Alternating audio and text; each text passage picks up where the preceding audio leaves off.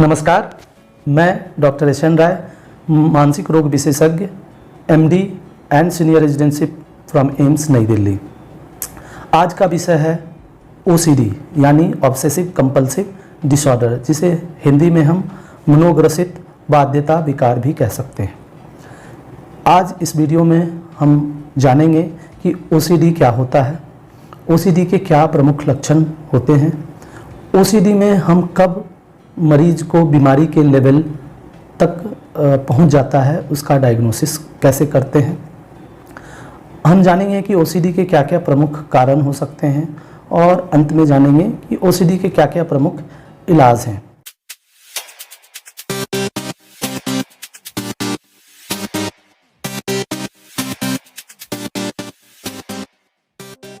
तो आइए जानते हैं ओसीडी क्या होता है।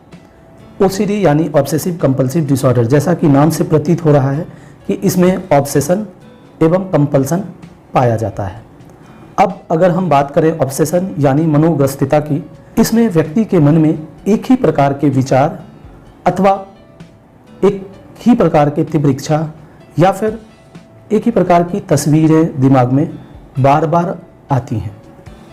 ये विचार कभी भी कहीं भी व्यक्ति के मन में आ सकता है, जैसे कि वो पढ़ रहा हो या फिर अपने दोस्तों से बात कर रहा हो, घर में टीवी देख रहा हो, कभी भी अचानक से उसके मन में इस प्रकार के विचार आने लगते हैं।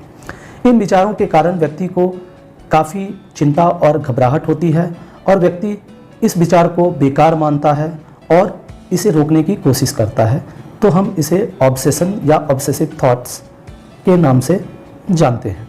अगर बात करें हम कंपल्सन की, तो कंपल्सन यानी बाध्यता, जैसा कि नाम से ही प्रतीत हो रहा है कि व्यक्ति एक ही प्रकार के कार्य को बार बार करने के लिए बाध्य होता है।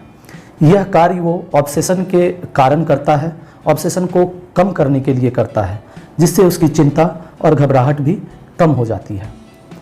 आइए अब बात करते हैं कि ऑब्सेशन के क्या क्या प्रमुख लक्षण हो सकते हैं। तो देखिए, ऐसा देखा गया है और शोध के द्वारा पता चला है कि ओसीडी यानी ऑब्सेसिव कंपल्सिव के जितने भी लक्षण होते हैं वो कुछ चुनिंदा डायमेंशंस के अंदर आते हैं। तो अगर हम इन डायमेंशन के बारे में बात करें तो 4 प्रमुख डायमेंशंस हैं, जैसे कि contamination and cleaning, forbidden thoughts and checking, symmetry and ordering, repeating और counting, and last dimension is hoarding symptoms dimension. तो अगर हम इन डायमेंशन को समझना चाहते हैं तो चलिए हम इन डायमेंशनों के बारे में कुछ उदाहरणों के साथ समझते हैं। तो बात करते हैं पहले डायमेंशन की, जो कि है कंटामिनेशन और क्लीनिंग। इस डायमेंशन में जो लक्षण प्रमुखता से पाए जाते हैं, उसमें होता क्या है कि किसी व्यक्ति को ऐसा विचार जो बार बार आता है कि उसके हाथ गंदे हो गए हैं, उनके हाथ में जर्म्स लग गया है, उनके शरीर में गंदगी आ गई है, उनके सामान गंदे हो गए हैं। ऐसा उसके मन में विचार जो है या तो किसी खास चीज़ों से होता है, जैसे कि व्यक्ति टॉयलेट जाता है या टॉयलेट से कोई व्यक्ति घर में आता है या बाहर से जब व्यक्ति आता है या किसी चीज़ से वो टच हो जाता है या फिर घर के सदस्य बाहर आते हैं, तो इस प्रकार के विचार उसके मन में गंदगी के आने लगते हैं और व्यक्ति जो है कि वो उसे इतनी घबराहट और चिंता होने लगती है और वो बाध्य होता है कि वो खुद के हाथों को धोने लगता है, बार बार धोने लगता है और कई बार धोता है, जब तक कि ये जो विचार हैं वो कम ना जाएं, उसकी चिंता और घबराहट कम जाती है। तो ये हो गया गंदगी और बार बार धोना यानी कंटामिनेशन और क्लीनिंग का एक डायमेंशन है। और भी प्रकार से ये गंदगी के विचार हो सकते हैं इसमें। अगर दूसरे डायमेंशन की बात करें तो forbidden thoughts and checking. Forbidden thoughts means गंदे विचार और उस विचार के लिए बार बार चेक करना, ये एक सिम्टम डायमेंशन होता है। इसमें क्या होता है कि किसी व्यक्ति के मन में बुरे और गंदे विचार आते हैं। उदाहरण स्वरूप किसी व्यक्ति को सेक्स के बारे में, वो सेक्स में हो सकता है उसके अपने नियर डियर वंस भी होते हैं। कई बार सेक्सुअल थॉट्स जो हैं आते हैं, कई बार सेक्सुअल और उससे रिलेटेड जो होते हैं छवि दिमाग में आती है। कई बार उनका बार बार ध्यान जो है वो अपने अपोजिट सेक्स के सेक्सुअल पार्ट्स पे चला जाता है, प्राइवेट पार्ट्स पे बार बार ध्यान जाता है। कई बार व्यक्ति के मन में अपने जो भगवान हैं या खुदा हैं या फिर देवता हैं उनके बारे में गंदे विचार आते हैं। इन सब विचारों से व्यक्ति इतना घबरा जाता है कि वो से कभी कभी तो ऐसा लगता है कि वो कहीं ऐसा कर तो नहीं दिया है, कुछ ऐसा बुरा तो नहीं बोल गया है, और वो इतना घबरा जाता है कि वो इसे बार बार चेक करता है कि वो ऐसा बोला तो नहीं है। वो अपने परिजनों से, अपने दोस्तों से बार बार पूछता है कि उसने ऐसा कहीं कर तो नहीं दिया है। तो ये दूसरा सिम्टम डायमेंशन जो फॉरबिडन थॉट्स और रिपीटिंग और काउंटिंग का हुआ। तीसरे डायमेंशंस की बात करें तो इसमें सिमेट्री और ऑर्डरिंग रिपीटिंग की बात करते हैं। अब सिमेट्री मीन्स होता है कि कोई भी चीज़ को एक तरीके से रखना, यानी इसमें व्यक्ति को क्या होता है कि उसे लगता है कि घर के सामान जैसे कि किताबें, जूते, कपड़े इत्यादि सही ढंग से होनी चाहिए, एक पर्टिकुलर एक तरीके से होनी चाहिए, और वो तरीका वो उसे बार बार उसे ठीक करने के लिए मन में इच्छाएं आती हैं और व्यक्ति बार बार उसे ऑर्डर करता है, यानी अरेंज करता है, ठीक करता है कि ये सही से हुआ कि नहीं, और वो तब तक करता रहता है, बार बार करता रहता है जब तक उसे ये फीलिंग नहीं आ जाती है कि नहीं अब ये ठीक हो गया। जब उसे ये फीलिंग आती है तो उसकी घबराहट, चिंता कम हो जाती है। जो अंतिम सिम्टम डायमेंशन है वो होर्डिंग सिम्टम्स डायमेंशन है। ये एक अलग बीमारी में आता है जिसे हम होर्डिंग डिसऑर्डर कहते हैं। ये ऑब्सेसिव कंपल्सिव डिसऑर्डर से रिलेटेड बीमारियों में रखा गया है। इसमें व्यक्ति में क्या होता है कि जो बेकार की चीज़ें हैं, अनयूज चीज़ें हैं, जिन चीज़ों का कोई महत्व नहीं है, व्यक्ति उसे भी संजो के रखता है, उसे फेंक नहीं पाता है, उसे इकट्ठा करते रहता है। तो ये एक खास प्रकार की जो लक्षण है वो होर्डिंग सिम्टम डायमेंशन में आता है।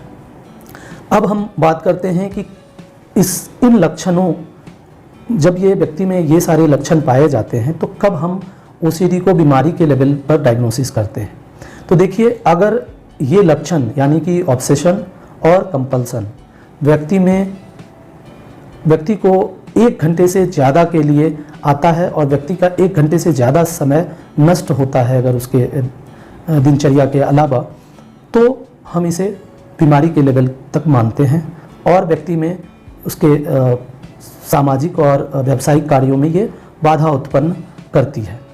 तो फिर ये बीमारी के लेवल तक डायग्नोज होता है। तो आइए जानते हैं कि ओसीडी के क्या क्या प्रमुख कारण हो सकते हैं। तो देखिए, ओसीडी के जो कोई प्रमाणिक कारण ऐसा अभी तक पता नहीं चला है, परंतु शोध ये बताता है कि कुछ कारण ऐसे हैं जिसके मिले जुले असर से ओसीडी व्यक्ति में होता है। तो इन कारणों में यदि हम बात करते हैं तो जेनेटिक कारण हो सकते हैं, यानी कि यदि आपके परिवार में ओसीडी की समस्या है तो आप में ओसीडी होने की संभावना बढ़ जाती है। कुछ जीन्स हैं जैसे कि कुछ न्यूरोट्रांसमीटर से रिलेटेड जीन, उनमें से प्रमुखता से ग्लूटामेट जो न्यूरोट्रांसमीटर होते हैं उससे रिलेटेड जीन का रोल ओसीडी में प्रमुखता से पाया गया है।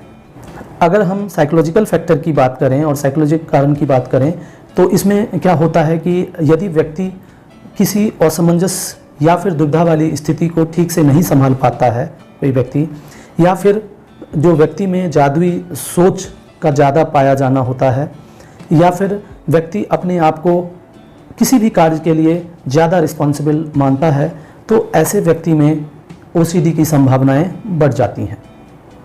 अब हम बात करते हैं कि ब्रेन में क्या परिवर्तन होता है, ब्रेन में ऐसा क्या क्या दिक्कतें आती हैं जिससे ओसीडी की संभावनाएं बढ़ती हैं। तो देखिए, ब्रेन के कुछ एरियाज़ हैं जैसे कि interior cingulate cortex, orbitofrontal cortex इत्यादि।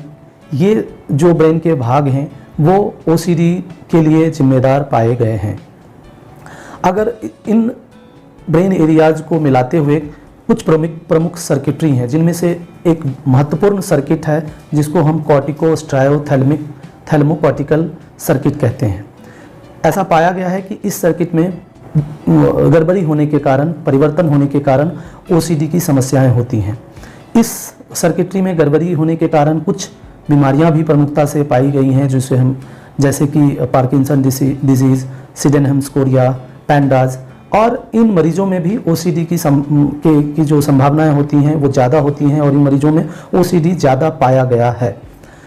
अगर हम बात करते हैं कि न्यूरोट्रांसमीटर यानी कि ब्रेन केमिकल में क्या बदलाव होता है, कौन सा ब्रेन केमिकल ज़्यादा उत्तरदायी होते हैं ओसीडी के लिए, तो उनमें प्रमुखता से सेरोटोनिन, डोपामिन और ग्लूटामेट न्यूरोट्रांसमीटर का रोल पाया गया है।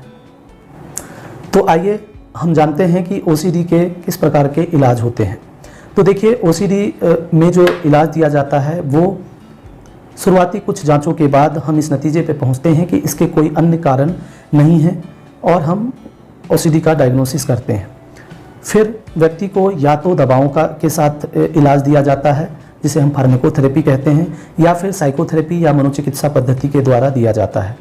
ओसीडी में ऐसा पाया गया है कि जब हम इन दोनों चीज़ों को एक साथ यानी दवाओं का भी इस्तेमाल करते हैं और साथ ही साथ मनोचिकित्सा पद्धति यानी साइकोथेरेपी का भी इस्तेमाल करते हैं तो परिणाम बहुत अच्छे और अस्थायी होते हैं। अब अगर हम बात करते हैं दवाओं की या फार्माकोथेरेपी की, तो इसमें हम कई जो क्लास के एंटी डिप्रेसेंट हैं उसका इस्तेमाल करते हैं। उसमें से प्रमुखता से दिया जाता है उसे हम SSRI कहते हैं, यानी कि SSRI में जो दवाएं पाई जाती है जैसे कि सर्ट्रालिन, स्टेलोप्राम, फ्लुवोक्सामिन, उन दवाओं का इस्तेमाल हम करते हैं। अगर 2 SSRI देने के बाद, 2 प्रकार की SSRI देने के बाद भी व्यक्ति में अच्छा सुधार नहीं होता है तो फिर हम TCA यानी कि ट्राइसाइक्लिक एंटी डिप्रेसेंट क्लास के दवाओं का इस्तेमाल करते हैं। अब यहाँ पे दवाओं की जब बात हम कर रहे हैं तो कुछ बातों का जानना बहुत ज़रूरी है, खास करके OCD के मरीज़ के लिए। देखिए, OCD के मरीज़ में क्या होता है कि दवाई का असर जो है वो बहुत धीरे धीरे आता है। अन्य मानसिक बीमारी जैसे डिप्रेशन हो गया या साइकोसिस हो गया, उनकी तुलना में दवाई का असर धीरे धीरे आता है। दवाई अपना असर 6 हफ्ता से लेकर 12 हफ्ता तक ला सकता है। इसलिए इस बीमारी के मरीज़ को धैर्य की आवश्यकता होती है, उन्हें दवाई को धैर्य से लेना होता है और इसमें डोज भी हम धीरे धीरे बढ़ते हैं क्योंकि उसका दवाई का जो असर है वो धीरे धीरे आता है। तो ये रहा दवाओं के बारे में हमने कुछ जानकारी दी आपको। अगर हम बात करते हैं कि साइकोथेरेपी यानी मनोचिकित्सा पद्धति का, तो इसका भी एक बहुत महत्वपूर्ण रोल है और इसमें जो प्रथम बात ये है कि हम साइको एजुकेशन यानी काउंसलिंग पे जोड़ देते हैं। इसमें हम बीमारी के बारे में बताते हैं, बीमारी के बारे में समझते हैं मरीज़ से कि उनका क्या मानना है और उसके आधार पे फिर हम उन्हें समझाते हैं कि कैसे दवाइयों का रोल धीरे धीरे, दवाइयों का असर धीरे धीरे होगा और हम और अन्य साइकोथेरेपिक जो थेरेपेटिक टेक्निक्स हैं, मनोचिकित्सा पद्धति के जो तरीके हैं उसके बारे में बात करते हैं। तो अगर अन्य मनोचिकित्सा पद्धति के बारे में बात करें तो इसमें जैसे कि बिहेवियर थेरेपी होता है, कॉग्निटिव बिहेवियर थेरेपी होता है और भी बहुत सारे टेक्निक्स इस्तेमाल किए जाते हैं। इसमें प्रमुखता से कॉग्निटिव बिहेवियर थेरेपी का इस्तेमाल किया जाता है, जिसमें एक टेक्निक जिसे हम एक्सपोजर एंड रिस्पॉन्स प्रिवेंशन भी कहते हैं, वो बहुत ही महत्वपूर्ण एक टेक्निक है जो बहुत सारे और सबसे कॉमन जो OCD के लक्षण या OCD की बीमारी में पाया जाता है उस पे हम इस्तेमाल करते हैं। तो देखिए, एक्सपोजर और रिस्पॉन्स प्रिवेंशन, जैसे कि नाम से ही प्रतीत हो रहा है कि हम कुछ चीज़ें मरीज़ पे देते हैं और उसके कारण जो मरीज़ में OCD के विचार आते हैं और बहुत सारी चीज़ें वो करना चाहता है तो हम उसको रोकते हैं उसको करने से। ये आसान भाषा में हम यही समझ सकते हैं। अगर उदाहरण के लिए हम समझें तो जैसे कि अगर किसी व्यक्ति को मान लीजिए कि गंदगी का विचार आता है और उसे फिर हाथ धोने का मन करता है, हाथ साफ करने का मन करता है, तो हम व्यक्ति के विचारों को समझते हैं, हम उन्हें समझाते हैं कि अब जो हम करने जा रहे हैं उसमें आपको ये भावनाएं बढ़ेगी और आप में घबराहट भी बढ़ेगी, लेकिन आपको जो आप धोने लगते हैं हाथ या धोने की कोशिश करते हैं उसे हमें रोकना है। तो जब हम इसे रोकते हैं तो घबराहट जो है धीरे धीरे बढ़ती है, विचार धीरे धीरे बढ़ता है। लेकिन अगर हम इसे नहीं करते हैं, जैसे कि अगर हम हाथ नहीं धोते हैं, तो ये विचार धीरे धीरे घटते चला जाता है। तो हम व्यक्ति को किसी भी चीज़ से टच कराते हैं जिससे उनमें गंदगी का भावना आता है और हम उन्हें वो हाथ धोना या नहाना या इत्यादि से रोकते हैं और व्यक्ति घबराहट को सहता है, घबराहट को होने देता है और एक समय के बाद ये घबराहट स्वयं कम जाता है। ये टेक्निक जो क्लिनिकल सेटिंग में भी कराया जाता है और इस टेक्निक का इस्तेमाल हम व्यक्ति को घर पे जाके भी करने के लिए प्रोत्साहित करते हैं कि आपको अगर ये भावना आती है किसी चीज़ से टच होने के बाद तो आप वो जैसे कि धोना, हाथ धोना, उसे ना करें, यानी रिस्पॉन्स को रोकें और जो घबराहट होती है उसे सहें और वो घबराहट धीरे धीरे आपकी कमेगी। अगर ये आप बार बार करते हैं इस प्रकार से, तो धीरे धीरे आपके मन में जो ये विचार है, जो गंदगी का विचार है, वो कमते जाता है, कम होते जाता है और फिर ये काफ़ी निचले स्तर तक पहुंच जाता है। तो आज हमने OCD के बारे में जाना इस वीडियो में। अपना बहुमूल्य समय देने के लिए आपका बहुत बहुत धन्यवाद। नमस्कार।